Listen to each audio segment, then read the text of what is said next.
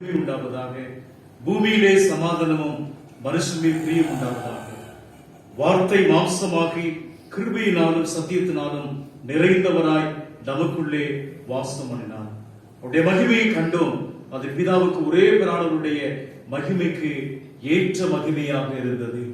தூய ஆவியானவரே, உடைய பிறப்பின் அனுபவத்தை 2020 ஆண்டு இந்த டிசம்பர் மாதம் 25ஆம் தேதி இந்த அதிகால வேளையில மீண்டும் எங்களை புதுப்பித்துக் கொள்ளும்படியாய், உடைய பிறப்பினுடைய நோக்கத்தை நாங்கள் அறிந்து கொள்ளும்படியாய், இந்த கிறிஸ்து பிறப்பினுடைய இந்த முதலாம் ஆராதனையை தூய ஆவியானவரே உடைய கரங்களில் அர்ப்பணித்து நாங்கள் ஜெபிக்கிறோம். உடைய நாம மாத்திரம் மகிமைப்படும்படியா நாங்கள் ஜெபிக்கிறோம். இந்த வழிமாற்றலை பங்கு பெறக்கூடிய கிருபையை ஆண்டவரே எங்களுக்கு கொடுத்தவருடைய மாபெரும் கிருபைக்காக உங்களுக்கு நன்றி செலுத்துகிறோம். அதிகாலைகளை தேடுகிறவன் கண்டடைவான் என்று சொன்னீங்களே, காலைதோறும் உடைய கிருபை புதிதாக இருக்கின்றது என்று சொன்னீங்களே, உமை பார்க்கவும் உமை காணவும் உமை போற்றவும் உடைய பிறப்பின் அனுபவத்தை நாங்கள் ருசிக்கவும் நாங்கள் வந்திருக்கிறோம். வந்திருக்கிற ஒவ்வொருவரையும் ஆசீர்வதிப்பீராக. இந்த பரிசுத்தமான இந்த கிறிஸ்து பிறப்பினுடைய முதலாம் திருவிருந்து வழிபாட்டுல பங்கு பெற வந்திருக்கக்கூடிய ஒவ்வொரு கர்த்தருடைய பிள்ளைகளை ஆசீர்வதியும். வந்து கொண்டிருக்கக்கூடிய ஒவ்வொரு கர்த்தருடைய பிள்ளைகளோடு கூட நீ பேசி அழைத்து வரும்படி நாங்கள் ஜெபிக்கிறோம். தாராதனை தொடக்கம் முதல் நிறைவு மற்றும் உடைய கிருபைகளோடு கூட தங்கியிருப்பதாக தேச ரட்சகரின் மூலமே மனத்தாழ்வுடனே கிச்சு மன்றாடுகிறோம் பிதாவே, ஆமென். நம்முடைய ஆராதனைக்கு ஆரம்பமாகவும் ஆண்டவருடைய நாம மகிமைக்காகவும் நாம் அனைவரும் எழுந்து நின்று கிறிஸ்து சபை பாமாலை 63ஆம் பாமாலை சபையே என்று வானத்தை திறந்து தமது சுகனை தந்த கர்த்தரை துதித்துக் கொண்டு 63ஆம் பாமாலை எழுந்து பாடி ஆண்டவருடைய நாமத்தை நாம் உயர்த்துவோம்.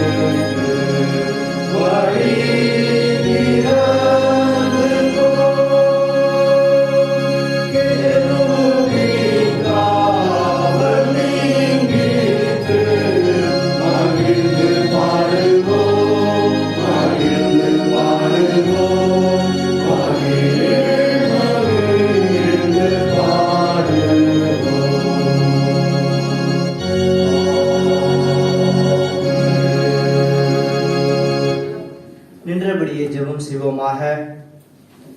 எல்லா இருதயங்களையும், எல்லா விருப்பங்களையும், எல்லா ரகசியங்களையும் அறிந்திருக்கிற சர்வ வல்லமையுடைய கடவுளே, நாங்கள் தேவனிடத்தில் பரிபூர்ணமாய் அன்பு கூறவும், உமது பரிசுத்த நாமத்தை உத்தமமாய் மகிமைப்படுத்தவும், உமது பரிசுத்த ஆவியின் ஏவுதலால் எங்கள் இருதயத்தின் சிந்தனைகளை சுத்தம் பண்ணி அருள எங்கள் கர்த்தராகிய இயேசு கிறிஸ்துவின் மூலமாய் வேண்டிக் கொள்கிறோம்.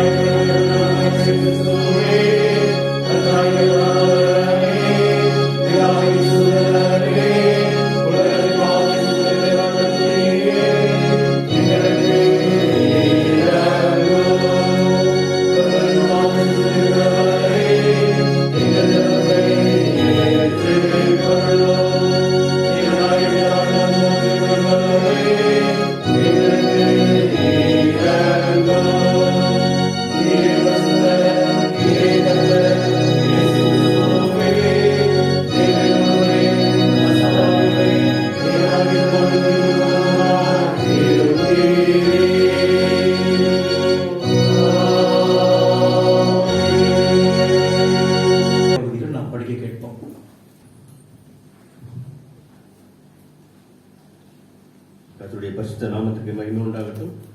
வாசிக்கும்படியாக கொடுக்கப்பட்ட முதலாம் வேத பாடம் ஏசாயா தீர்க்கதரிசியின் புஸ்தகம் 9ஆம் அதிகாரம் வசனங்கள் 2 முதல் 7 முடிய. ஏசாயா 9ஆம் அதிகாரம் வசனங்கள் 2 முதல். இருளில் நடக்கிற ஜனங்கள் பெரிய வெளிச்சத்தை கண்டார்கள். மரண இருளின் தேசத்தில் குடியிருக்கிறவர்கள் மேல் வெளிச்சம் பிரகாசித்தது. அந்த ஜாதியை திரளாக்கி அதற்கு மகிழ்ச்சியை பெருக பண்ணினேர். அறுப்பில் மகிழ்கிறது போலவும் கொள்ளையை பங்கிட்டுக் கொள்ளுகையில் களி கூறுகிறது போலவும் உமக்கு முன்பாக மகிழ்கிறார்கள். மீதியானியரின் நாளில் நடந்தது போல அவர்கள் சுமந்த நுகத்தடியையும் அவர்கள் தோளின் மேல் இருந்த மிலாற்றையும் அவர்கள் ஆளோட்டியின் கோலையும் முறித்து போட்டீர். அமளியாய் யுத்தம் பண்ணுகிற வீரருடைய ஆயுத வர்க்கங்களும் இரத்தத்தில் புரண்ட உடுப்பும் அக்னிக்கு இரையாக சுட்டெரிக்கப்படும். நமக்கு ஒரு பாலகன் பிறந்தார், நமக்கு ஒரு குமாரன் கொடுக்கப்பட்டார். கர்த்தத்துவம் அவர் தோளின் மேல் இருக்கும். அவர் நாமம் அதிசயமானவர், ஆலோசனை கர்த்தா, வல்லமையுள்ள தேவன், நித்திய பிதா, சமாதான பிரபு எனப்படும். தாவீதின் சிங்காசனத்தையும் அவனுடைய ராஜ்யத்தையும் அவர் திடப்படுத்தி அதை இது முதற்கொண்டு என்றென்றைக்கும் நியாயத்தினாலும் நீதியினாலும் நிலைப்படுத்தும்படிக்கு அவருடைய கர்த்தத்துவத்தின் பெருக்கத்துக்கும் அதன் சமாதானத்துக்கும் முடிவில்லை. சேனைகளின் கர்த்தருடைய வைராக்கியம் இதை செய்யும் என்பதே வாசிக்கும்படியாக கொடுக்கப்பட்ட வேத பாடம் வாசித்தாயிட்டு. தேவனே உமக்கு மகிமை உண்டாவதாக.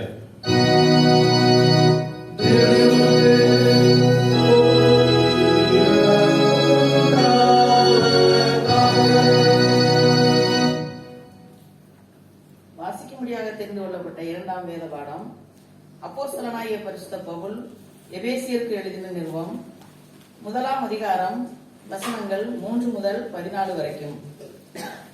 1ஆம் அதிகாரம் வசனங்கள் 3 முதல். நம்முடைய கர்த்தராகிய இயேசு கிறிஸ்துவின் பிதாவாகிய தேவனுக்கு ஸ்தோத்திரம். அவர் கிறிஸ்துவுக்குள் உன்னதங்களிலே ஆவிக்குரிய சகல ஆசீர்வாதத்தினாலும் நம்மை ஆசீர்வதித்திருக்கிறார். தமக்கு முன்பாக நாம் அன்பில் பரிசுத்தம் உள்ளவர்களும் குற்றமில்லாதவர்களுமாய் இருப்பதற்கு அவர் உலக தோற்றத்திற்கு முன்னே கிறிஸ்துவுக்குள் நம்மை தெரிந்து கொண்டபடியே பிதாவானவருக்குள் தாம் நமக்கு தந்தருளின தம்முடைய கிருபையின் மகிமைக்கு புகழ்ச்சியாக தம்முடைய தயவுள்ள சித்தத்தின்படியே நம்மை இயேசு கிறிஸ்துவின் மூலமாய் தமக்கு சுதிகார புத்திரராகும்படி முன்குறித்திருக்கிறார். அவருடைய கிருபையின் ஐஸ்வர்யத்தின்படியே இவருடைய இரத்தத்தினாலே பாவ மன்னிப்பாகிய மீட்பு இவருக்குள் நமக்கு உண்டாயிருக்கிறது. அந்த கிருபையை அவர் சகல ஞானத்தோடும் புத்தியோடும் எங்களிடத்தில் பெருக பண்ணினார். காலங்கள் நிறைவேறும் போது விளங்கும் நியமத்தின்படி பரலோகத்தில் இருக்கிறவைகளும் பூலோகத்தில் இருக்கிறவைகளும் ஆகிய சகலமும் கிறிஸ்துவுக்குள்ளே கூட்டப்பட வேண்டும் என்று தமக்குள்ளே தீர்மானித்திருந்த தம்முடைய தயவுள்ள சித்தத்தின் ரகசியத்தை எங்களுக்கு அறிவித்தார். மேலும் கிறிஸ்துவின் மேல் முன்னே நம்பிக்கையாயிருந்த நாங்கள் அவருடைய மகிமைக்கு புகழ்ச்சியாய் இருக்கும்படிக்கு தமது சித்தத்தின் ஆலோசனைக்கு தக்கதாக எல்லாவற்றையும் நடப்பிக்கிற அவருடைய தீர்மானத்தின்படியே நாங்கள் முன் குறிக்கப்பட்டு கிறிஸ்துவுக்குள் அவருடைய சுதந்திரராகும்படி தெரிந்து கொள்ளப்பட்டோம். நீங்களும் உங்கள் ரட்சிப்பின் சுவிசேஷமாகிய சத்திய வசனத்தை கேட்டு விசுவாசிகளான போது வாக்குத்தத்தம் பண்ணப்பட்ட பரிசுத்த ஆவியால் அவருக்குள் முத்திர போடப்பட்டீர்கள். அவருக்கு சொந்தமானவர்கள் அவருடைய மகிமைக்கு புகழ்ச்சியாக மீட்கப்படுவார்கள் என்பதற்கு ஆவியானவர் தம்முடைய சுதந்திரத்தின் அச்சாரமாய் இருக்கிறார் என்பது வாசிக்கும்படியாக தெரிந்து கொள்ளப்பட்ட 2ஆம் வேதபாடம் வாசித்து முடிந்தது. தேவனுக்கே மகிமை உண்டாவதாக.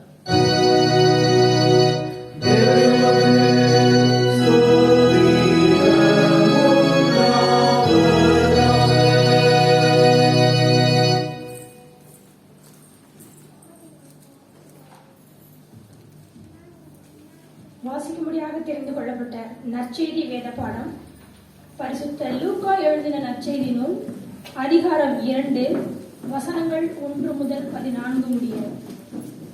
பரிசுத்த லூக்கா எழுதின நற்செய்தி நூல் அதிகாரம் 2 வசனங்கள் 1 தொடங்கி. அந்நாட்களில் உலகமெங்கும் குடிமதிப்பு எழுதப்பட வேண்டும் என்று அகுஸ்து ராயனால் கட்டளை பிறந்தது. சீரியா நாட்டிலே சிரேனியு என்பவன் தேசாதிபதியாய் இருந்தபோது இந்த முதலாம் குடிமதிப்பு உண்டாயிற்று. அந்தப்படி குடிமதிப்பு எழுதும்படிக்கு எல்லாரும் தங்கள் தங்கள் ஊர்களுக்கு போனார்கள். அப்பொழுது யோசேப்பும் தான் தாவீதின் வம்சத்தானும் குடும்பத்தானுமாய் இருந்தபடியினாலே தனக்கு மனைவியாக நியமிக்கப்பட்டு கர்ப்பவதியான மரியாளுடனே குடிமதிப்பு எழுதும்படி கலிலேயா நாட்டிலுள்ள நாசரேத்தூரிலிருந்து யூதேயா நாட்டிலுள்ள பெத்லஹேம் என்னும் தாவீதின் ஊருக்கு போனான். அவ்விடத்திலே அவர்கள் இருக்கையில் அவளுக்கு பிரசவ காலம் நேரிட்டது. அவள் தன் முதற் பேரான குமாரனை பெற்று சத்திரத்திலே அவர்களுக்கு இடமில்லாதிருந்தபடியினால் பிள்ளையை துணிகளில் சுற்றி முன்னணியிலே கிடத்தினாள். அப்பொழுது அந்த நாட்டிலே மேய்ப்பர்கள் வயல்வெளியில் தங்கி ராத்திரியிலே தங்கள் மந்தையை காத்துக் கொண்டிருந்தார்கள். அவ்வேளையில் கர்த்தருடைய தூதன் அவர்களிடத்தில் வந்து நின்றான். கர்த்தருடைய மகிமை அவர்களை சுற்றிலும் பிரகாசித்தது. அவர்கள் மிகவும் பயந்தார்கள். தேவதூதன் அவர்களை நோக்கி, பயப்படாதிருங்கள், இதோ எல்லா ஜனத்திற்கும் மிகுந்த சந்தோஷத்தை உண்டாக்கும் நற்செய்தியை உங்களுக்கு அறிவிக்கிறேன். இன்று கர்த்தராகிய கிறிஸ்து என்னும் இரட்சகர் உங்களுக்கு தாவீதின் ஊரிலே பிறந்திருக்கிறார். பிள்ளையை துணிகளில் சுற்றி முன்னணியிலே கிடத்தி இருக்க காண்பீர்கள். இதுவே உங்களுக்கு அடையாளம் என்றார். அந்த சமயமே பரமசேனையின் திரள் அந்த தூதனுடனே தோன்றி, உன்னதத்தில் இருக்கிற தேவனுக்கு மகிமையும் பூமியிலே சமாதானமும் மனுஷர் மேல் பிரியமும் உண்டாவதாக என்று சொல்லி தேவனை துதித்தார்கள் என்பதை வாசிக்க முடியாத தெரிந்து கொள்ளப்பட்ட நற்செய்தி வேத பாடம் வாசித்து முடிந்தாயிற்று. தேவனை நமக்கு மகிமை உண்டாவதாக. வென்றபடி இந்த நாளுக்குரிய மகிழ்வுக்கு மன்னாவசனத்தை நான் சொன்னேன். ஜெபத்தோடு திரும்ப சொல்ல உங்கள் யாவரையும் அன்போடு நான் கேட்டுக்கொள்கிறேன். இருளில் நடக்கிற ஜனங்கள் பெரிய வெளிச்சத்தை கண்டார்கள். மரண இருளின் தேசத்தில் குடியிருக்கிறவர்களின் மேல் வெளிச்சம் பிரகாசித்தது. ஏசாயா 9ஆம் அதிகாரம் 2ஆம் வசனம். சபையார் அமர்ந்திருக்கு நம்முடைய குருசேகரத்தினுடைய செயலாளரைய மூலமாக நாம் அறிவிப்புகள் நாம் வாசிக்கிறோம்.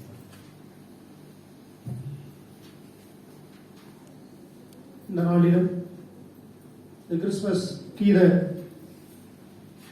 கிறிஸ்துமஸ் ஆராதனைக்காக வந்திருக்கின்ற உங்கள் யாவரையும் ஆண்டவராகிய இயேசு கிறிஸ்து நாமத்தினாலே நான் வாழ்த்தி வரவேற்கிறேன். திருச்சபையார் அனைவருக்கும் குருவானவர் மற்றும் நிர்வாக குழுவின் சார்பிலே அனைவருக்கும் இனிய கிறிஸ்துமஸ் வாழ்த்துக்களை நான் தெரிவித்துக் கொள்கிறேன்.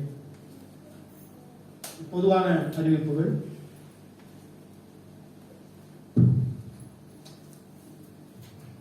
நம்முடைய கிறிஸ்துமஸ் 2வது ஆராதனை காலை 9 மணிக்கு நடைபெறும். அது ஏற்கனவே நம்முடைய கிறிஸ்து பிறப்பு இந்த புத்தாண்டு ஆராதனை ஒழுங்கிலே அந்த நேரம் குறிக்கப்பட்டிருக்கிறது. கிறிஸ்துமஸினுடைய 2ஆம் ஆராதனை காலை 9 மணிக்கு நடைபெறும் என்பதை திருச்சபையாருக்கு அறிவிக்கிறோம். இப்பொழுது நடைபெறுகிற ஆராதனையிலும் 9 மணிக்கு நடைபெறுகிற 2ஆம் ஆராதனையிலும் 2 ஆராதனையிலும் திருவிருந்து, தூய திருவிருந்து நடைபெறும் என்பதை நான் திருச்சபையாருக்கு அன்போடு அறிவிக்கிறேன். இந்த கிறிஸ்துமஸ் ஆராதனை நிறைவில் டீ மற்றும் கேக் வழங்கப்படும் என்பதை திருச்சபையாருக்கு அறிவிக்கிறேன். வருகிற 27/12/2020 வருகிற ஞாயிற்றுக்கிழமை காலை 8:30 மணிக்கு அது துதி ஆராதனையாக நடைபெறும். அந்த நாளில் கர்த்தருடைய வார்த்தையை பகிர்ந்து கொள்ள சகோதரர் ஜெனிகுமார் அவர்களை அழைத்திருக்கிறோம். அந்த நாளில் செய்தியை, துதி ஆராதனை அவர்கள் நமக்கு நடத்தி கொடுப்பார்கள். இன்றைய தினத்திலே நம்முடைய கிறிஸ்துமஸ் ஆராதனை ஆலய அலங்காரம், பூ வாங்குவதிலிருந்து மற்றும் அலங்காரம் செய்வதற்கு நமக்கு உதவி செய்த நம்முடைய திருச்சபை வாலிபர்கள் ஒவ்வொருவருக்கும் நான் நன்றி சொல்ல விரும்புகிறேன். அதிலே மிஸ்டர் டைட்டஸ் அவர்கள், Samuel Titus, Sam Monique Jeba, Joshua, Dineshkumar, Johnny Lydia, Beulah, Samroy, Ragan, ஸ்லெசர், முத்து, ஜேக்கப், ரெனி விசுவாஸ், ரித்தின் விசுவாஸ், அஜய் மற்றும் இவையெல்லாம் ஒருங்கிணைத்த டெக்கரேஷன் கமிட்டியுடைய ஒருங்கிணைப்பாளர் மிஸ்டர் தினேஷ் ஞான்ராஜ் அவர்களுக்கு நிர்வாக குழுவின் சார்பிலே நான் நன்றியை தெரிவித்துக் கொள்கிறேன். நன்றி.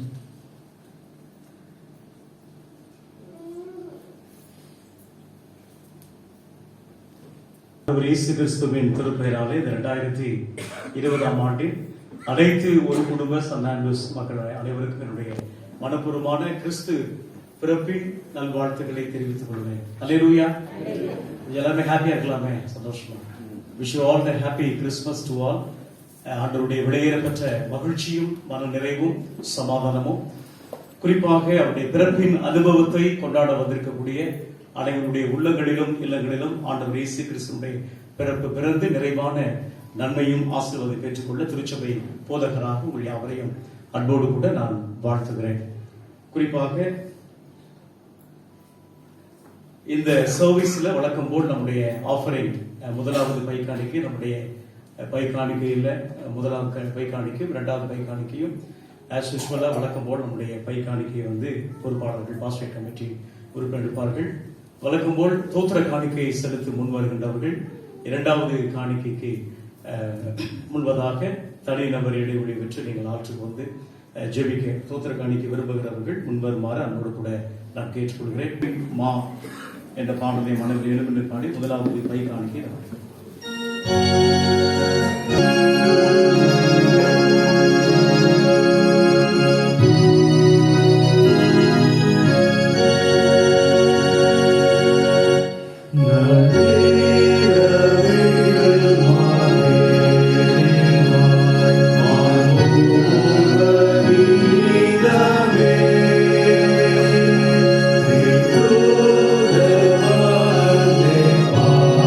Hare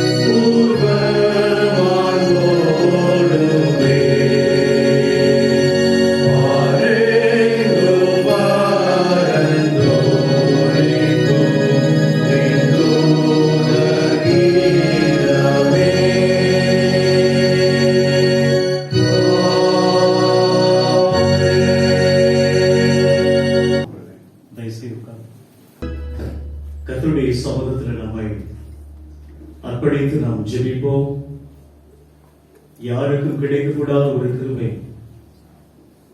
உள்ளத்தின் ஆழத்திலிருந்து மனதாருடைய பிறப்பின் அனுபவத்தை ஸ்தோத்திரிக்கும்படியாக ஜீவனை தந்து 2020 ஆண்டின் கர்த்தருடைய பிறப்பின் அனுபவத்தை குடும்பமாய் பங்கு பெறும்படியாய் ஆண்டவர் விடுத்த கிருபையை நினைத்து நன்றியோடு வாசிக்கின்ற இந்த திருமறை பகுதியிலிருந்து வாழும் தூயாவியானவரே, எங்களோடு கூட நீங்க பேசுங்க சுவாமி. உடைய பிறப்பின் செய்தி எங்களுடைய உள்ளத்தில் உடைக்கணும் அப்படின்னு சொல்லி அவருடைய மெல்லிய சுத்தத்திற்காக நம்ம எல்லாரும் அனைவருடைய செவிகளை நாம் சாய்ப்போமா.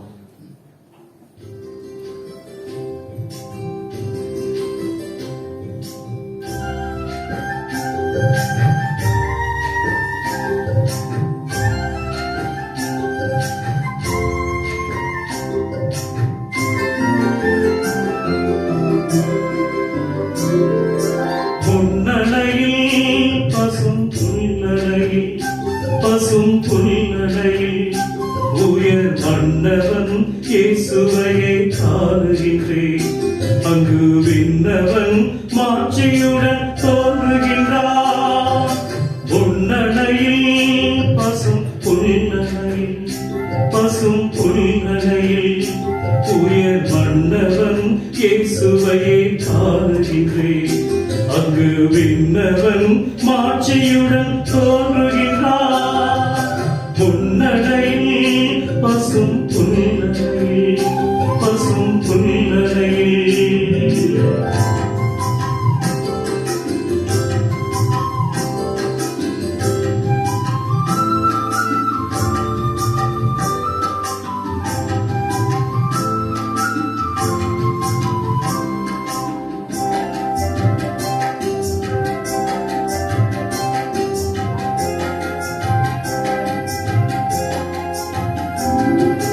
விண்வெளியில் எங்கோ உன்னதன் இருந்தார்.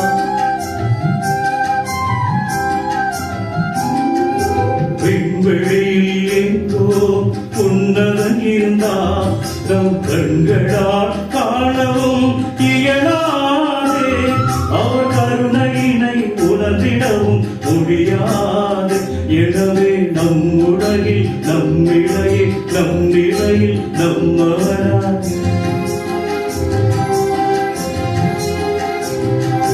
முன்னடையில் பசும் புல்லறையில்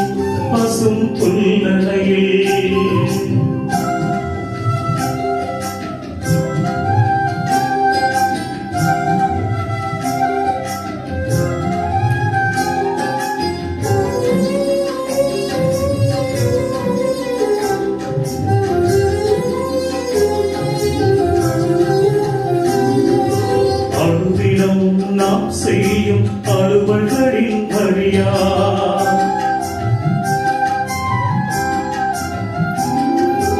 அருதினம் நாம் செய்யும் அலுவல்களின் வழியா நம் ஆண்டவன் அருளறியில் சேவோம்.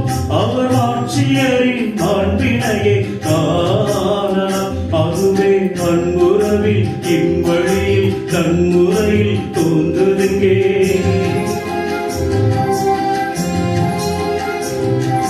பொன்னடையில் பசும் புல்லறையில் உயர் மன்னவன் இயேசுவை காணுகின்றேன். அங்கு விண்ணவன் மாட்சியுடன் தோன்றுகின்றான். பொன்னடையில் பசும் புல்லறையில்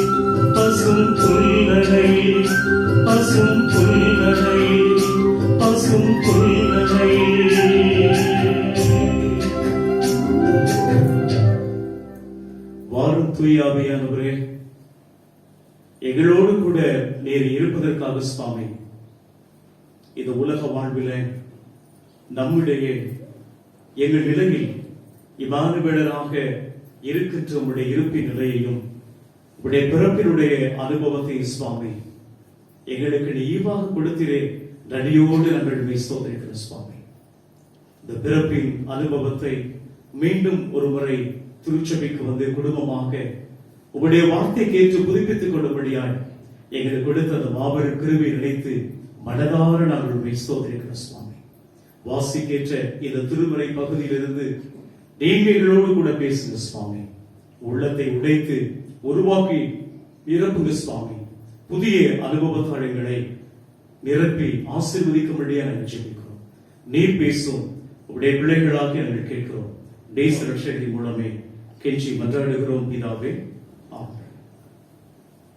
கிறிஸ்துவுக்குள் அன்பானவர்களே, இந்த 2020ஆம் ஆண்டின் கிறிஸ்து பிறப்பினுடைய செய்தியை இந்த இடத்திலிருந்து அறிவிக்கும்படியாய் பகிர்ந்து கொள்ளும்படியாய் ஆண்டவர் அடியனுக்கு ஜீவனையும் பலனையும் தந்து எல்லாருமாக இணைந்து அவருடைய பிறப்பின் அனுபவத்தை கொண்டாடும்படியாய் மீண்டுமாக நாம் ஒவ்வொருவரை புதுப்பித்துக் கொள்ளும்படியாய் கர்த்தர் நம் ஒவ்வொருவரும் கொடுத்த கிருபை நினைத்து நாம் ஆண்டவரை மனதார நாம் ஸ்தோத்திரிப்போம்.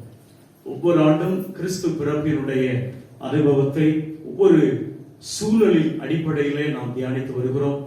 இந்த கடுமையான சூழலிலும் அவருடைய பிறப்பின் அனுபவத்தை எப்படி நாம் புரிந்து கொள்வது, எப்படி நாம் அறிவிப்பது, எப்படி நாம் மகிழ்ச்சியோடு மற்றவர்களோடு கூட பகிர்ந்து கொள்ள வேண்டும் என்ற அடிப்படையில இன்றைக்கு தென்னிந்திய திருச்சபை நமக்கு சிந்திக்கும்படியாய் ஒருவேளை இந்த கிறிஸ்து பிறப்பினுடைய செய்திக்கு தலைப்பாக இருக்கிறது என்ன என்று சொன்னால், the Christmas finding space for the Prince of Peace.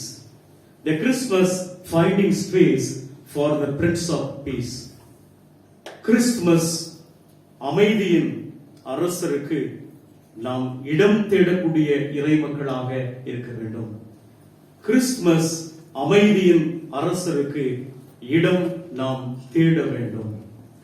ஒரு பெரிய ஒரு பத்திரிகையாளர் பல்வேறு நபர்களிடம் எவ்விதமாக அவர் கேள்வி எழுப்ப ஆரம்பித்தார்.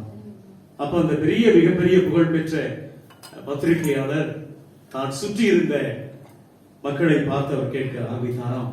அவர் கேட்ட கேள்வி, உலக வரலாற்றிலே இதுவரை நடந்துள்ள நிகழ்ச்சிகளில முக்கியமான இன்சிடென்ட், முக்கியமான நிகழ்வு எது என்று கேள்வியை அந்த பத்திரிகையாளர் கேட்டாராம். உடனே ஒருத்தர் சொன்னாராம் அவருடைய கேட்ட கேள்விக்கு, உலகிலே நடந்த முக்கியமான நிகழ்வு என்ன தெரியுமா சார்? இந்த அணுவை பிளந்த நிகழ்வு என்று சொன்னார். மற்றொருவர் சொன்னாராம் அவருடைய கேட்ட கேள்விக்கு, உலகிலே நடந்த மிக முக்கியமான நிகழ்வு மின்சாரத்தை கண்டுபிடித்தது என்று சொல்லி பத்திரிகையாளர் சொன்னாராம்.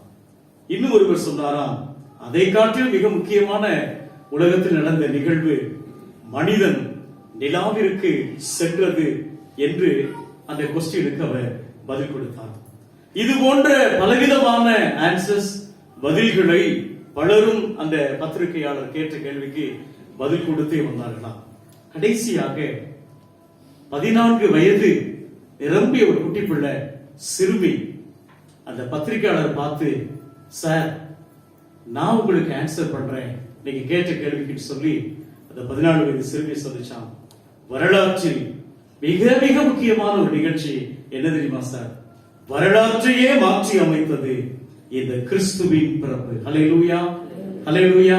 வரலாற்றையே மாற்றி அமைத்தது இந்த கிறிஸ்துவின் பிறப்பு என்று அருமை சகோதரி பகிர்ந்து கொண்டார்களாம். ஆம், கர்த்தருக்குள் அருமையானவர்களே, இந்த 2020ஆம் ஆண்டின் பல இக்கட்டான சூழல்களின் மத்தியிலும் கடவுள் நமக்கு ஒரு புதிய ஜீவனை மறுவாழ்வு கொடுத்து ஒவ்வொரு நாளையும் சந்திப்பது என்பது கர்த்தருடைய சுத்த கிருபை. இந்த பிறப்பின் அனுபவத்தை கொண்டாடுகின்ற நம் ஒவ்வொருடைய வாழ்விலும் வரலாற்றில் நடந்த ஒரு நிகழ்ச்சி அந்த வரலாற்றையே மாற்றி அமைத்தது என்றால் அது கிறிஸ்துவினுடைய பிறப்பு மட்டுமே என்பது சொன்னால் அது மிகையாகாது. அதற்கு ரீசன் என்ன, அதற்கு காரணம் என்ன என்று சொன்னால், கடவுளை பற்றிய, ஆண்டவரை பற்றிய ஒரு புதிய பார்வையை மனித குலத்திற்கு கொண்டு வந்ததுதான் கடவுள் கிறிஸ்துவை இந்த உலகத்திற்கு அனுப்பி வைத்தது. The new vision, ஒரு புதிய பார்வையை பிறப்பின் மூலமாக நாம் பெற்றுக்கொள்ள வேண்டும். அப்படியானால் கடவுள் மனிதரை விட்டு எங்கோ தூரத்தில் இருப்பவர் என்ற பழைய சிந்தனை இருந்தது. கடவுள் தூரத்தில் இருப்பவர், அவரை பார்க்க முடியாது, அவரை கண்டுகொள்ள முடியாது என்ற ஒரு சிந்தனையை மாற்றி அமைக்கும்படியாக இந்த மனுக்குல வரலாற்றிலும் மானிட வரலாற்றிலும் மனிதனுடைய கஷ்ட துன்பங்கள் இன்ப துன்பத்திலும் பங்கெடுப்பதன் மூலம் the God is with us, Emmanuel, கடவுள் நம்மோடு கூட இருக்கிறார். கடவுள் மனிதருக்கும் கடவுளுக்கும் எங்கோ பிரிந்து இல்லை, மாறாக கடவுள் நம்முடன் இருக்கிறார். Emmanuel, God is always with us. அவர் என்றும் நம்மோடு கூட இருக்கிறார் என்ற ஒரு புதிய சிந்தனையை அறிவித்ததுதான் கிறிஸ்துவின் பிறப்பு. கர்த்தருக்குள் அருமையானவர்களே, அப்படியானால் மனிதரை தேடி வந்த இந்த கிறிஸ்துவினுடைய பிறப்பு விழாவை குறிப்பாக ஒரு குடும்ப அம்பிரையா இறைமக்களாக கொண்டாடும் இன்றைய நாளிலும் கிறிஸ்துவினுடைய பங்கேற்பு, the Christ participation எப்படி மிக முக்கியமாக இருக்கிறது என்பதை 3 காரியங்கள் மூலமாக உங்களோடு கூட நான் பகிர்ந்து கொள்ள நான் விரும்புகிறேன். அப்படியானால் இன்றைக்கு நீங்களும் நானும் எப்படி அமைதியின் அரசருக்கு இடத்தை கண்டுபிடிப்பதற்கு எப்படி நாம் ஸ்பேஸ் கொடுக்கணும், இந்த பிறப்பின் அனுபவத்தை கொண்டாடுகின்ற ஒரு குடும்ப மக்களாக நீங்கள் நானும் ஆண்டவர் எதிர்பார்க்கிற ஒரு காரியம், நான் இடம் பெறுவதற்கு எனக்கு இடம் கொடுங்கள், நான் அந்த இடத்தில் தங்க வேண்டும். நாம் அவர்களுக்கு இந்த சிந்தனையை ஆண்டவர் இயேசு கிறிஸ்து நம்முடைய உள்ளத்திலும் இல்லத்திலும் பங்கேற்பதற்கு ஆண்டவர் எதிர்பார்க்கின்ற 2020ஆம் ஆண்டில் இந்த பிறப்பின் செய்தி என்ன என்று சொன்னால், ஆண்டவர் நம்முடைய வாழ்வில் பங்கேற்பதற்கு நீங்களும் நானும் இடமளிக்க வேண்டும் என்று ஆண்டவர் சொல்கிறார். முதலாவதாக, God who participates in humanity. God who participates in humanity. முதல் குறிப்பு, மனிதத்தில் பங்கெடுக்கக்கூடிய கடவுள். மனிதத்தில் பங்கெடுக்கக்கூடிய கடவுள். கிறிஸ்துவுக்குள் அன்பானவர்களே, கடவுள் தன்மையில் விளங்கிய கிறிஸ்து அந்த நிலையை வலிந்து பற்றிக் கொள்ளாமல், அந்த நிலையிலிருந்து அவர் ஒருபோதும் மாறாமல் தம்மையே வெறுமையாக்கி அடிமையின் வடிவில் மனித உரு எடுத்தது தூய பவுலையா 2ஆம் அதிகாரம் 6ஆம் வசனத்தில் சொல்லுவதை பார்க்கிறோம். அதே யோவான் நற்செய்தியோடு சொல்லுகிறார், வாக்கு மனிதனானார், அவர் நம்மிடையே குடிகொண்டார் என்று சொல்லி யோவான் ஐயா 1ஆம் அதிகாரம் 1ஆம் வசனத்திலே வாசிக்கிறோம். அப்படியானால் இவ்வாறு கடவுள் தன்னுடைய மேலான தன்மையை, கடவுள் தன்மையை விட்டுவிட்டு மனிதத்தில் பங்கேற்பதை இந்த 2 பேரும், பவுலையா அவர்களும் யோவான் ஐயா அவர்களும், அவர் எங்கோ இருப்பவர் அல்ல, மாறாக மனிதத்தோடு பங்கெடுக்கும் கடவுள் என்று சொல்லி இருவரும் சுட்டி காண்பதை பார்க்கிறோம். இத்தகைய மாண்புமிக்க நிகழ்வையே இன்றைக்கு கிறிஸ்து பிறப்பு பண்டிகையை கிறிஸ்தவர்களாகிய மாத்திரமல்ல, அனைத்து தலைவர்களும் அனைத்து மக்களும் இந்த பிறப்பின் பண்டிகையை, ஒருவேளை இன்னைக்கு எல்லாரும் பார்த்தீங்கன்னு சொன்னீங்கன்னா, கிராமத்திலும் சரி நகர்ப்புறத்திலும் சரி, இந்த பிறப்பின் பண்டிகை அனைத்து சமயத்திற்கு அப்பாற்பட்டு எல்லா மக்களும் ஒரு கொண்டாடுகின்றனர். ஏனென்று சொன்னால், அவர் மனிதத்தில் பங்கெடுக்கக்கூடிய கடவுள். God who participates in humanity.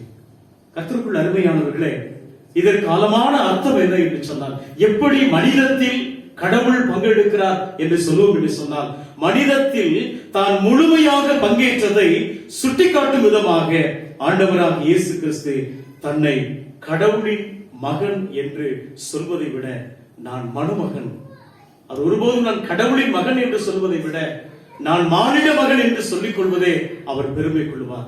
நான் மனுக்குலத்தினுடைய மகன், நான் மானிட மகன் என்று அடிக்கடி அவர் பதிவு செய்வதை பார்க்கிறோம். அப்படியானால் ஆண்டவர் இயேசு கிறிஸ்து தன்னை பற்றி இங்கு குறிப்பிடும் போதெல்லாம் கடவுளின் மகன் என்று சொல்லாமல் மானிட மகன் என்று குறிப்பிடுவதை நாம் நற்செய்தி நூல்களை பார்க்கிறோம். அப்படியானால் கர்த்தருக்குள் அருமையானவர்களே, இந்த மனுமகன் என்னும் சொல் யூத மறையின் பார்வையில் ஆழமான ஒரு வரலாறு மற்றும் இறையினுடைய பின்னணியங்களை கொண்டதாகும். அதற்கு அர்த்தம் என்ன என்று சொன்னால், இயேசுவே ஒரு நிறைவான ஒரு மகனும் வாக்கும் பணியுமாக உள்ளார் என்பது. அப்படியானால் இந்த மானிட மகன் என்று ஏன் ஆண்டவர் சொல்லிக்கிறாரு? நான் கடவுளின் மகன் என்று சொல்வதை காட்டிலும் நான் மானுட மகன் என்று ஏன் சொல்கிறேன் என்று சொன்னால், இயேசுவினுடைய இருப்பிலும் பீயிங், செயலிலும் டூயிங் அவருடைய சிறப்பான ஒரு இயல்பு இருக்கிறது. அவருடைய இருப்பிலும் அவருடைய செயலிலும். ஆகவேதான் அவர் ஒவ்வொரு முறையும் அற்புதம் செய்கின்ற பொழுதும், அடையாளங்களை செய்கின்ற பொழுதும், மக்களுக்கு அவருடைய அருளை ஆற்றுகின்ற பொழுதும் தன்னை மானுட மகனாகவே அவர் காண்பிக்கின்றவராக இருந்தார். ஒரு மகனுக்குரிய தன்மை பணியில்தான் அடங்கியுள்ளது, வேறு எதிலும் அல்ல. கர்த்தருக்குள் அருமையானவர்களே, ஆண்டவர் இயேசு கிறிஸ்துவின் பணியில்தான் இயேசுவின் இயல்புகள் தெளிவாக இங்கு பார்ப்பதை பார்க்கிறோம். அப்படியானால் இப்படி நான் குறித்து வைத்திருக்கிறேன், யார் பிறர் பணியில் தங்களை முற்றிலும் சுயநலமின்றி முழுமையான ஒருவேளை ஊழியத்திற்கென்று இறைப்படிக்கின்ற விசுவாசிகளாக இந்த பிறப்பின் அனுபவத்திலே சுயநலமின்றி தங்களை முற்றிலும் ஒப்புக் கொடுக்கிறார்களோ அவர்களே இறைவனும் மனிதனுமாக உள்ளார்கள். நாசரேத்தில் இருந்த ஒரு ஏழை குடும்பத்தை தேர்ந்தெடுத்ததன் மூலமாக ஒதுக்கப்பட்ட சாதாரண தீவன தொட்டியில் பிறந்ததின் மூலம் ஏழை எளியவர்களின் மூலமாக ஒதுக்கப்பட்டு ஓரங்கட்டுப்பட்டிருக்கக்கூடிய கடவுள் இருப்பதை அங்கு சுட்டி காண்பிக்கிறார். கடவுள் இந்த உலக வாழ்விலே கிறிஸ்துவை அடையாளப்படுத்துவதின் நோக்கம் என்ன என்று சொன்னால், ஒன்றுமில்லாதவர்களுக்கு தங்களை அடையாளப்படுத்துகின்ற ஒரு சிந்தனை. அதுதான் மானுட மகன் என்ற ஒரு செயல்படுகின்ற ஒரு சிந்தனை. கடவுள் இயேசுவாக இந்த மனிதத்தில் பங்கெடுத்தது மனிதத்திற்கு பெருமை சேர்க்க மாத்திரமல்ல, மாறாக இந்த மனிதத்தை முழுமையாக்கி the divine journey, ஒரு புனிதத்தை நோக்கி ஒரு நடைபயணமாக செய்கின்றார் ஆண்டவர் இயேசு கிறிஸ்து. நான் முதல் குறிப்பை நிறைவு செய்கிறேன். மனிதராக பிறந்து வாழ்ந்து ஒரு முழு மனித வாழ்வை வழங்கவும் யோவான் 10ஆம் அதிகாரம் 10ஆம் வசனம் சொன்னபடி அந்த வாழ்வை பெறக்கூடிய வழியை சுட்டி காட்டவும் தான் இந்த பிறப்பின் செய்தி. நம்முடைய வாழ்க்கையில நாம் ஒரு ஸ்பேஸ் கொடுப்போம் என்று சொன்னார். இந்த அமைதியின் அரசருக்கு மனிதனை மனிதனாக மதிக்கக்கூடிய ஒரு சிந்தனை. ஆகவேதான் யோவான் 3ஆம் அதிகாரம் 16ஆம் வசனம் சொன்னபடி தேவன் தம்முடைய ஒரே பேரான குமாரனை விசுவாசிக்கிறவர்கள் யாராக இருந்தாலும் அவர்கள் கெட்டு போகாமல் நிலை வாழ்வை பெற்றுக் கொள்ளும்படியாய், அல்லேலூயா, ஒரு முழு வாழ்வை பெற்றுக் கொள்ளும்படியாய், ஒருவரும் கெட்டு போகாதபடிக்கு மனிதத்தை நேசிக்கும் கடவுள், God who participates in humanity, மனிதனை நேசிக்கக்கூடிய ஒருவேளை இந்த புதிய சிந்தனை இந்த முதல் குறிப்பில் நாம் எப்படி கடவுள் ஆண்டவர் இயேசு கிறிஸ்து மனிதத்தில் பங்கெடுத்தாரோ நம்முடைய வாழ்க்கையிலும் இந்த கிறிஸ்து பிறப்பினுடைய செய்தி, ஆண்டவரே நீர் மனிதத்தில் பங்கெடுத்த கடவுள், உம்மை ஏற்றுக்கொண்டிருக்கக்கூடிய இந்த பிறப்பின் அனுபவத்துல நான் பங்கெடுக்க வந்திருக்கக்கூடிய நாங்கள் உங்களுக்கு ஸ்பேஸ் கொடுக்கிறோம். மனிதனை மனிதனாக மதிக்கக்கூடிய ஒரு பண்பை தான் அன்னை தெரசா அவர்கள் அடிக்கடி ஒரு கூற்றை அவர்கள் பகிர்ந்து கொண்டே இருப்பார்கள். அடுத்தவர்களை நீங்கள் குறை சொல்லிக் கொண்டே இருந்தால் அவர்களை அன்பு செலுத்துவதற்கு உங்களுக்கு நேரமே கிடைக்காது என்று சொல்வார்கள். மனிதர்களை மனிதர்களாக மதித்து கடவுளுக்கு இடம் கொடுத்து ஆண்டவர் தேடி வருகின்ற பொழுது நாம் பங்கெடுப்போம் என்று சொன்னால் இந்த கிறிஸ்துவின் பிறப்பின் செய்தி நம்முடைய வாழ்க்கையில அவருக்கு இடமளிக்க, அவர் அமைதியின் அரசு நம்மை தேடி வருகின்ற பொழுது ஆண்டவரே எங்களுடைய வாழ்க்கையிலும் நாங்கள் மனிதத்தில் பங்கெடுக்க எங்களை தகுதிப்படுத்தும் என்று சொல்லி கேட்போம்.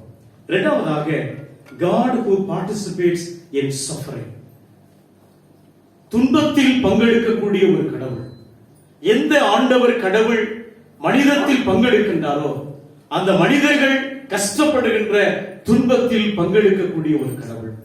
கிறிஸ்துவுக்கு அன்பானவர்களே, எல்லாம் வல்லவரான எல்லாம் நிறைவான துன்பத்திற்கு அப்பாற்பட்ட கடவுள் மனிதராய் பிறந்ததின் மூலம் இந்த மனுக்குலத்தினுடைய சாதாரண ஒரு மனிதனுடைய துன்பத்திலும் அவர் பங்கெடுக்கிறார் என்ற ஒரு செய்தி இன்னைக்கும் ஒரு குடும்பத்தை அந்தரைய மக்களாகிய உங்களுக்கும் எனக்கும் ஒரு மிகப்பெரிய ஒரு மகிழ்ச்சி தருகிறது. கடவுள் எங்கே இருந்து ஒரு வேடிக்கை பார்க்கிறவர் அல்ல, மாறாக நாம் துன்பப்படும் பொழுதும், நாம் வேதனைப்படும் பொழுதும், நாம் கஷ்டப்படும் பொழுதும் ஆண்டவருடைய பார்ட்டிசிபேட்ஸ் நம்மோடு கூட இருக்கிறது, அவருடைய பங்களிப்பு நம்முடைய துன்பத்தோடு கூட இருக்கிறது என்பதை இங்கு சொல்கிறார். மனிதர்களாக நாம் வாழ்ந்த பின் இறக்கிறோம், ஆனால் ஆண்டவர் இயேசு கிறிஸ்துவோ சாகும் முன்பு வாழ்ந்தவர் என்கிறார் அறிஞர் ஒருவர். அதாவது ஏன் அப்படி சொன்னார் என்று சொன்னால், ஆண்டவர் இயேசு கிறிஸ்து பிறந்ததனுடைய நோக்கமே துன்பம் மற்றும் சாவை அரவணைத்துக் கொள்ளவும் அவற்றிற்கு ஒரு புதிய விளக்கத்தை, புதிய ஒரு அர்த்தத்தை கொள்ளவும் தான் ஆண்டவர் சாகும் முன்பு வாழ்ந்தவர். ஆண்டவராக இயேசு கிறிஸ்து மனிதராக பிறந்து துன்பத்தில் பங்கெடுப்பதற்கு காரணம் என்று சொன்னார். துன்பத்தை நீக்குவதற்காக அல்ல, துன்பத்தை நீக்குவதற்காக அல்ல, மாறாக துன்பத்தை தன்னுடைய இறை பிரசன்னத்தால் நிரப்ப, அல்லேலூயா. நீங்க எத்தனை பேர் இந்த குறிப்பை நீங்க புரிஞ்சிருக்குன்னு தெரியல. துன்பத்தை முற்றிலும் நீக்குவதற்காக அல்ல. ஏனென்றால் இந்த உலகத்தில் உங்களுக்கு உபத்திரவங்கள் உண்டு, துன்பங்கள் உண்டு, பாடுகள் உண்டு. ஆனாலும் நீங்கள் துணிச்சலோடு இருங்கள், துணிவோடு இருங்கள், பயப்படாதிருங்கள். நான் இந்த உலகத்தை ஜெயித்து மேற்கொண்டேன். ஆகவேதான் கடவுள் துன்பத்தில் பங்கு பெறுகின்ற ஒரு கடவுள். துன்பத்தை முற்றிலும் நீக்குவதற்காக அல்ல, மாறாக துன்பத்தை தன்னுடைய இறை பிரசன்னத்தால் நிரப்பவும், துன்பத்தை பற்றிய ஒரு புதிய சிந்தனையை, புதிய பார்வையை மனித இனத்திற்கு தந்துருவோமே உடைய பிறப்பின் அனுபவம் தருகிறது. அப்படியானால் இரண்டாவது குறிப்பினுடைய நிறைவில துன்பத்தின் மீட்பின் கருவியாக மாற்ற முடியும். அல்லேலூயா. நீங்க எத்தனையோ கஷ்டங்கள், நீங்க எத்தனையோ இழப்புகள், ஒவ்வொரு நாளும் ஒவ்வொரு இறப்புகளை சந்தித்து வருகிறோம். ஒவ்வொரு நாளும் ஒவ்வொரு புதிய அச்சத்தை, புதிய வைரஸ், புதிய வியாதி, புதிய கடுமையான அனுபவங்கள், இப்படிப்பட்ட சஃபரிங்ஸ், துன்பங்கள், இதை எப்படி நாம் மறு ஆய்வு செய்து எதிர்நோக்க முடியும்? ஆண்டவர் சொல்லுகிற ஒரு காரியம், துன்பத்தை நீக்குவதற்காக அல்ல, இந்த துன்பத்தை தாங்கிக் கொள்ளவும், இந்த துன்பத்தினுடைய இறை பிரசன்னத்தை உணர்ந்து அதை எப்படி மீட்பின் கருவிகளாக நாம் உலக வாழ்வில நிற்க வேண்டும் என்பதுதான் இம்மானுவேல். அதற்கு ஆண்டவருக்கு நாம் இடம் கொடுக்க வேண்டும், நம்முடைய நம்பிக்கையை உறுதி செய்ய வேண்டும் என்பதுதான் இந்த கிறிஸ்து பிறப்பினுடைய செய்தி. தன்னுடைய துன்பத்தாலும் சிலுவை சாவினாலும் நிரூபித்து காண்பித்தவர் ஆண்டவர் இயேசு கிறிஸ்து. ஒருவேளை ஆண்டவர் 2020 கிறிஸ்து பிறப்பில் சேர்ந்த இரண்டாவது குறிப்பு என்று சொன்னார், finding the space. ஆண்டவர் நம்மை தேடுகின்ற பொழுது ஒருவேளை எத்தனை இழப்புகள் வந்தாலும், எத்தனை கஷ்டங்கள் வந்தாலும், எத்தனை கண்ணீர் நிறைந்த அனுபவங்கள் வந்தாலும், அவருடைய பிறப்பு, அவர் மனிதத்தில் துன்பத்தில் பங்கெடுக்கின்ற கடவுள் என்னோடு கூட இருக்கிறார். God is always with us. ஒருவேளை நமக்கு முன்பதாக எவ்வளவு பிரச்சனைகள் வந்தாலும், என்ன துன்பங்கள் வந்தாலும், இந்த துன்பத்திலே இறை பிரசன்னத்தை உணர்ந்து இந்த துன்பத்தின் வழியே மீட்பின் கருவிகளாக மாற்ற அன்பு நிறைந்த ஆண்டவரே, உங்களுடைய பிறப்பின் அனுபவத்தை நாங்கள் இடமளிக்க வந்திருக்கிறோம் என்று சொல்லுவோம் என்று சொன்னார். கடவுள் துன்பத்தின் நடுவிலே பங்கெடுத்த கடவுள் நம்முடைய வாழ்விலும், நாம் படுகின்ற கஷ்டங்களின் மத்தியிலும் நம்மோடு கூட இருந்து விடுதலையின் கருவிகளாக மாற்ற ஆண்டவர் கிருபை செய்வார். கடைசியாக, God who participates in our day-to-day lives. முதல்ல சொன்னேன், மனிதத்தில் பங்கெடுக்கும் கடவுள். இரண்டாவது, அந்த மனிதம் துன்பத்தில் பங்கெடுக்கக்கூடிய கடவுள். மூன்றாவதாக, நம்முடைய வாழ்வில் பங்கேற்கக்கூடிய ஒரு கடவுள்.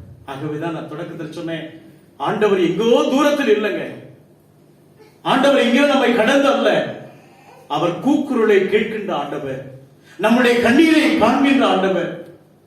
ஒருவேளை ஆண்டவருடைய சமூகத்தில் முழங்கால்களை முடக்கி நம் துன்பத்தோடு வேதனையோடு இருக்கின்ற பொழுது அதை மீட்பின் கருவிகளாக மாற்றுகிறவர். நம்முடைய அன்றாட வாழ்வில் பங்கேற்கும் கடவுள். கிறிஸ்துவுக்குள் அன்பானவர்களே, நம்முடைய வாழ்விலும் கிறிஸ்துவின் முன்மாதிரியை பின்பற்றி பங்கேற்பினுடைய மக்களாக வாழ இன்றைக்கு நீங்களும் நானும் அழைக்கப்படுகிறோம். ஒவ்வொரு கிறிஸ்து பிறப்பினுடைய செய்தி நமக்கு ஒரு சவாலாக, ஒரு சேலஞ்சாக. இன்றைக்கு 2020ஆம் ஆண்டினுடைய சவால் என்ன என்று சொன்னால், கடவுளை தேட வந்திருக்கிறோம். கிறிஸ்துவை பங்கு பெறுவதற்கு, ஆண்டவர் இந்த நிகழ்வுகளில் பங்கு பெறுவதற்கு நீங்களும் நானும் இடம் கொடுக்க வேண்டும். இந்த கடினமான ஒரு சூழ்நிலையிலும், இந்த கஷ்டமான ஒரு சூழ்நிலையிலும் நாம் ஆண்டவருக்கு ஸ்பேஸ் கொடுக்க வேண்டும் என்று சொல்லி ஆண்டவர் சொல்கிறார். இந்த பார்ட்டிசிபேட்ஸ், இந்த பங்கேற்பு என்பது ஒரு ஆழமான ஒரு உறவை சுட்டி காண்பிக்கிறது. அதுதான் இந்த பிறப்பின் அனுபவத்தில் ஆண்டவருக்கும் நமக்கும் உள்ள ரிலேஷன்ஷிப், ஒரு ஆழமான உறவு. என்ன ஆழமான உறவு? பிறர் துன்பத்திலும் கவலையிலும் கண்ணீரிலும் வாடும்போது அவர்களோடு கூட உடனிருந்து, அப்படி குறிச்சு வச்சிருக்கிறேன், உடனிருந்து மாத்திரமல்ல, அவர்களுடைய உணர்வுகளில் பங்கெடுக்க நாம் அழைக்கப்படுகிறோம். அல்லேலூயா. எத்தனையோ பேர் இன்னைக்கு உணர்வுகளுக்காக என்கிட்ட பேச மாட்டாங்களா, என்கிட்ட ஷேர் பண்ண மாட்டாங்களா? எத்தனையோ பேர் இன்னைக்கு உணர்வுகளுக்காக கண்ணீரோடு காத்திருக்கக்கூடிய ஒரு அனுபவம். அப்படிப்பட்ட உலகத்தில் அச்சத்தோடும் கலக்கத்தோடும் வேதனையோடும் இன்றைக்கு வாழ்ந்து கொண்டிருக்கிறோம். கிறிஸ்துவுக்குள் அன்பானவர்களே, பார்ட்டிசிபேட்ஸ், கடவுள் நம்மோடு பங்கெடுக்கிற என்பது சாதாரண பார்ட்டிசிபேட் அல்லங்க, சாதாரண பங்கேற்பு இல்லைங்க. மீட்பின் கருவி என்பது நம்முடைய உணர்வுகளை எப்ப தனிமையில கண்ணீரோடு நாம் ஆண்டவருடைய சமூகத்தில் அழுகிறோமோ, யாருமே என்கிட்ட பேசல, யாருமே என்கிட்ட வரல, நான் தனிமையா கண்ணீரோடு இருக்கிறேன்னு சொல்லுகிறோமோ, அந்த இடத்துல தாங்க இம்மானுவேலராகிய ஆண்டவர் இயேசு கிறிஸ்து நான் ஒவ்வொருடைய உணர்வுகளில பங்கெடுப்பதற்கு நீங்களும் நானும் ஸ்பேஸ் கொடுத்தா தான், நீங்களும் நானும் இடம் கொடுத்தா தான் நம்முடைய கண்ணீர்களில ஆண்டவருடைய உணர்வு பங்கெடுக்க நிச்சயமாய் கிருபை செய்வார்.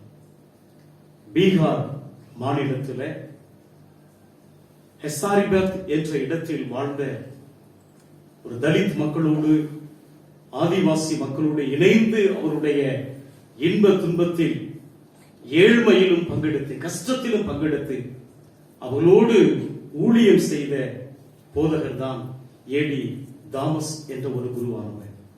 ஏழ்மையிலும் கல்லாமையிலும் பயத்திலும் பாதுகாப்பின்மையிலும் தத்தளித்த அந்த மக்களோடு தன்னை முழுவதுமாக அவர்களுடைய உணர்வுகளில அவர் ஐக்கியப்படுத்திக் கொண்டது மாற்றமல்ல, அவர்கள் இழந்த நிலங்களை மீண்டும் பெற்றுக்கொள்ள போராடக்கூடியவரான் ஏடி தாமஸ் குருவானவர்.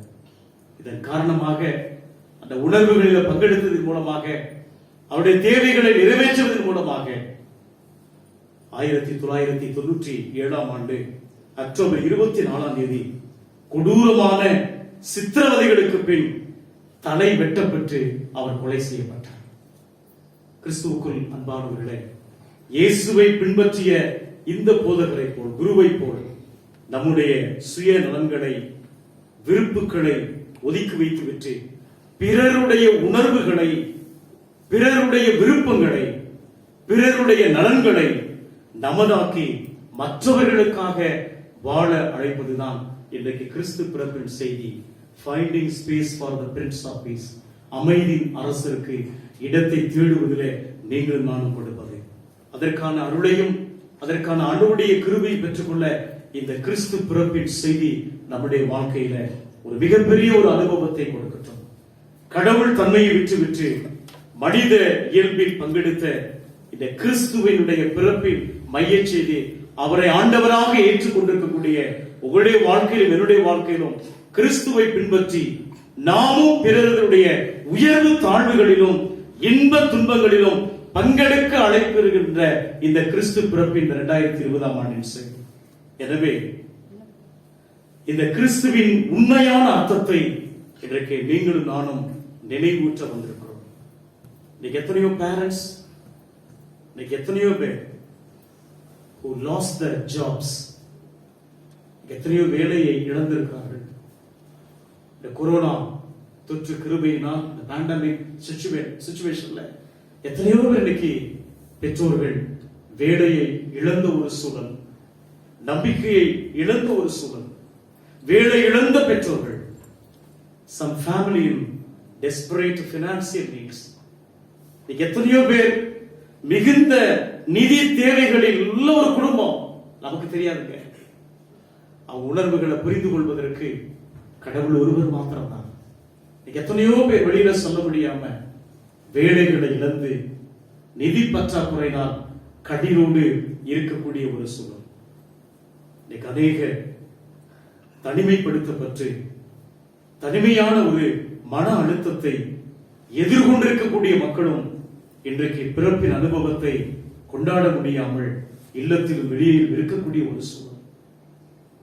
இன்னும் சில தற்போதைய ஒரு சூழ்நிலை, ஒருவேளை அநேக பாதிப்புகள் இன்னும் முற்றிலும் நாம் அடையவிட்டாலும் இந்த 2020 ஆண்டின் இந்த கிறிஸ்து பிறப்பின் தூய் அந்திரேய மக்களாக நீங்கள் நானும் சற்று வித்தியாசமாக எதிர்கொள்ள நீங்களும் நானும் அழைக்கப்படுகிறோம்.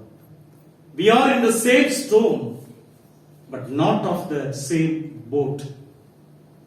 நாங்கள் அதே புயலில் தான் இருக்கிறோம், ஆனால் அதே படகில் அல்ல. Let us remind also during this festival season, இந்த பண்டிகை காலத்தில் கிறிஸ்துவுக்குள் அன்பானவர்களே, ஆண்டவருக்கு அமைதியின் இளவரசு நாம் இடம் கொடுக்கும் என்று சொன்னார். To love, மனிதத்தை நேசிப்போம், அன்பான வார்த்தைகளை சொல்லி நாம் நேசிப்போம், மனிதர்களை மனிதர்களாக நேசிப்போம்.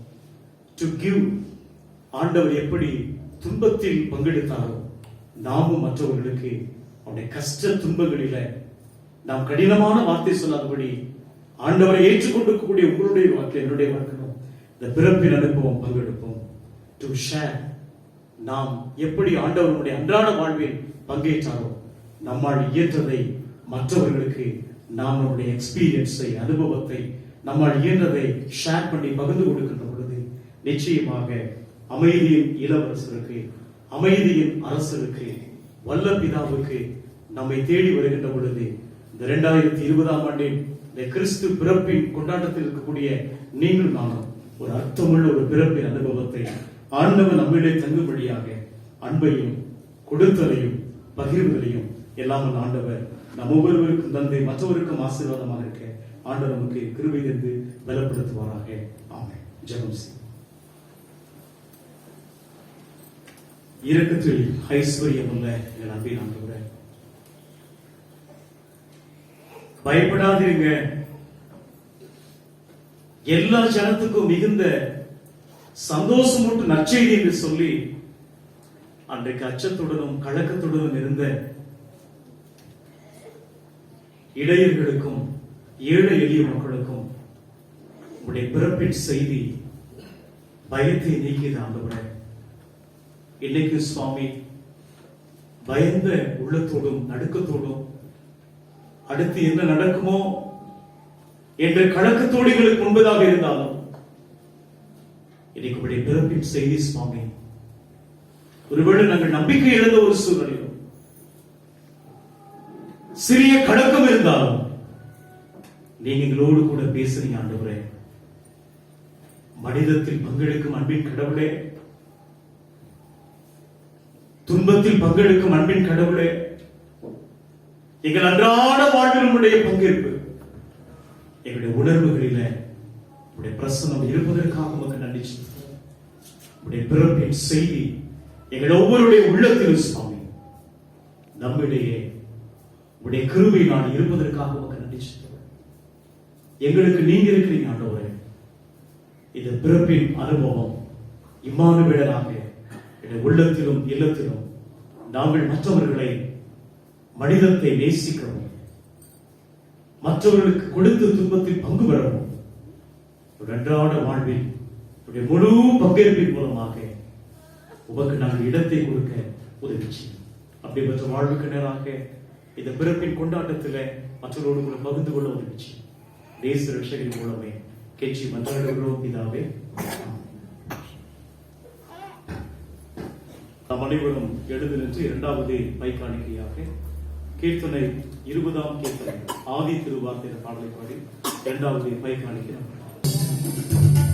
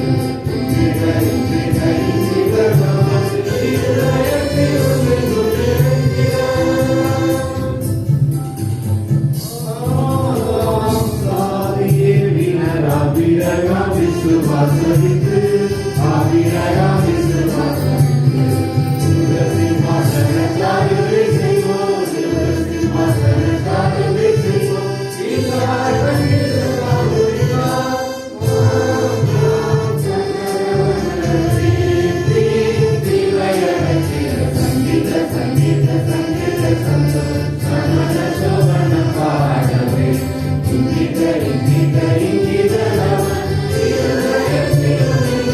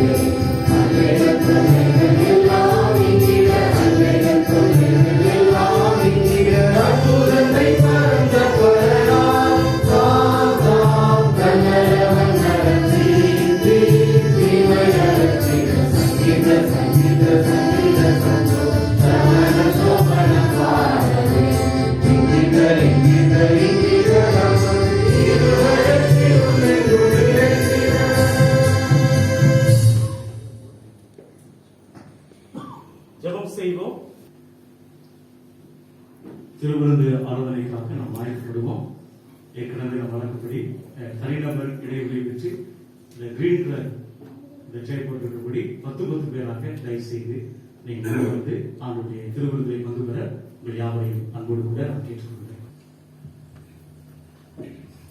நாம் பிற்கிறப்போம் கிறிஸ்துடைய சரீரத்தின் ஐக்கியமாய் இருக்கிறது அல்லவா?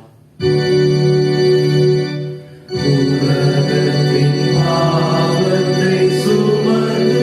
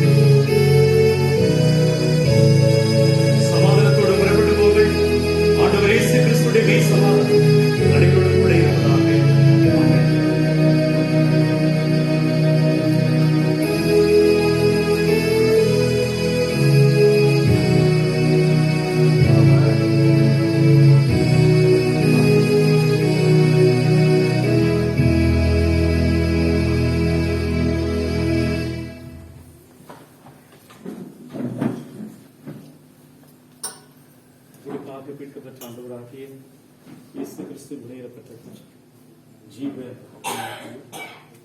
உங்களுக்காக மீட்கப்பட்ட ஆண்டவர் இயேசு கிறிஸ்துவின் திருச்சபை ஜீவ அப்பமாகவும் ஆண்டவர் இயேசு கிறிஸ்துவை வெளியிடப்பட்ட திருச்சபை உங்களுக்காக மீட்கப்பட்ட ஆண்டவர் இயேசு கிறிஸ்துவின் திருச்சபை ஜீவ அப்பமாகவும் ஆண்டவர் இயேசு கிறிஸ்துவை வெளியிடப்பட்ட திருச்சபை உங்களுக்காக மீட்கப்பட்ட ஆண்டவர் இயேசு கிறிஸ்துவின் திருச்சபை ஜீவ அப்பமாகிய ஆண்டவர் இயேசு கிறிஸ்துவின் திருச்சபை உங்களுக்காக மீட்கப்பட்ட ஆண்டவர் இயேசு கிறிஸ்துவின் திருச்சபை.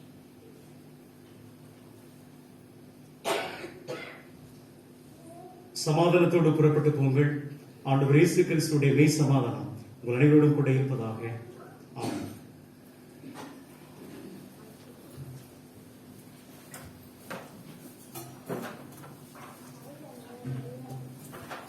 சரீரமும் ரத்தமாகிய சாக்கிரமந்தை விசுவாசனால் பெற்றுக்கொண்டவர்களாக நாம் அவருக்கு தோத்திரம் செலுத்துவமாக சேர்த்து சொல்லுவோம்.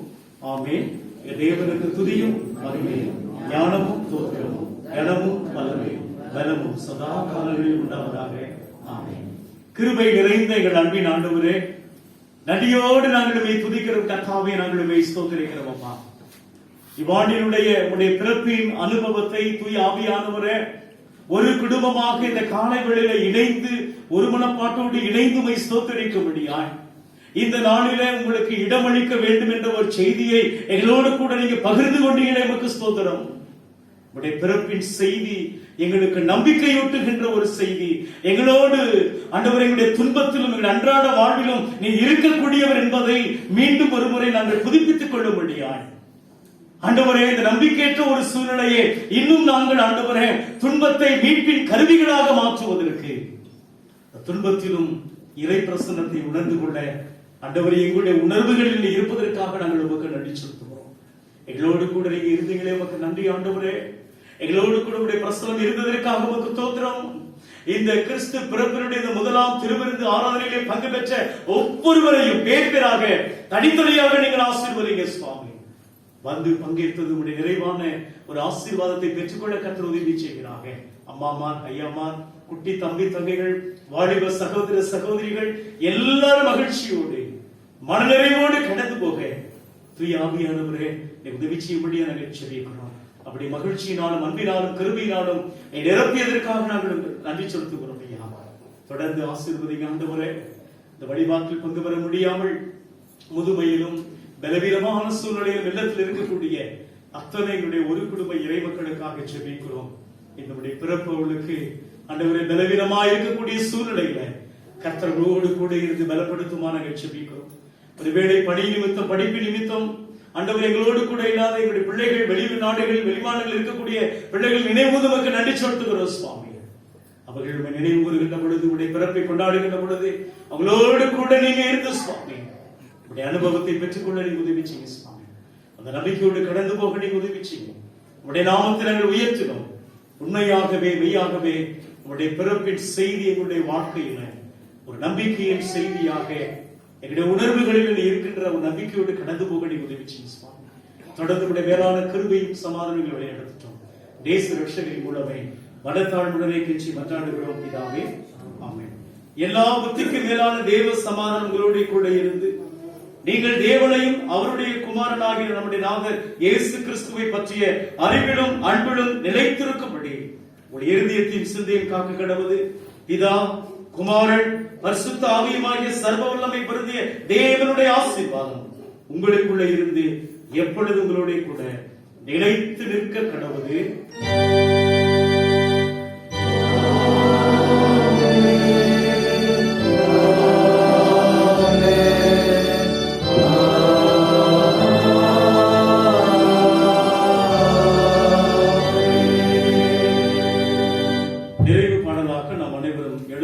கீர்த்தனைகளில 325 கீர்த்தனையை நாம் அனைவரும் எழுந்து பாடி ஆண்டவருடைய நாமத்தை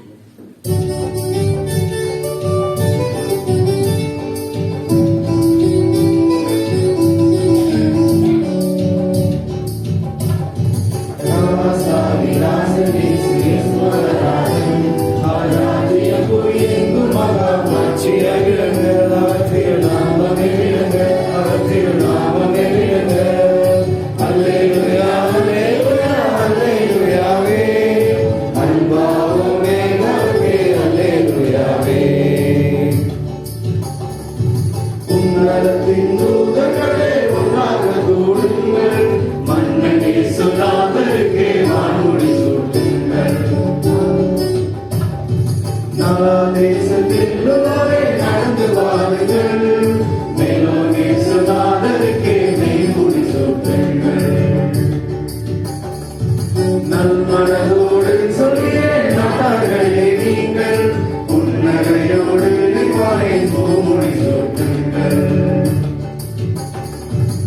இந்த நன்றி சந்தோஷங்களை ஏகமாய் உண்கள் சிந்தனையை வைத்துக் கொண்டு செம்முடி சூட்டுங்கள் சின்ன நாடுகளை விட்டு சீக்கிரம் ஏறுங்கள் பொன்னகராம் சாலைக்கு போய் முடி சூட்டுங்கள் குற்றமில்லா பாலகரை கூடி குலாவுங்கள் வெற்றி வேந்தரை சுருக்கு வெண்முடி சூட்டுங்கள் இயேசு என்ற நாமத்தையே எல்லாரும் பாடுங்கள் ராசாதி ராசர்களுக்கு நன்முடி சூட்டுங்கள்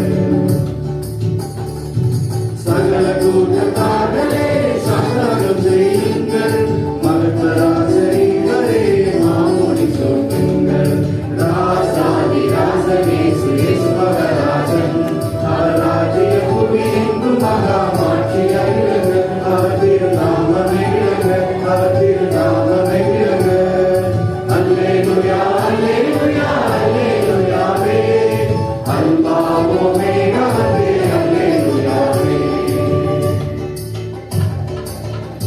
இணைந்து ஆண்டவரை போற்றுவோம். என் ஆத்மாவே கர்த்தரை ஸ்தோத்திரி, என் முழுவதுமே பரிசுத்தநாமத்தை ஸ்தோத்திரி. என் ஆத்மாவே கர்த்தரை ஸ்தோத்திரி, கர்த்தர் செய்த சகல உபகாரங்களை நினைத்து. கர்த்தர் உங்களோடு கூட இருப்பாராக. சமாதானத்தோடு சென்று வாருங்கள். ஆண்டவரை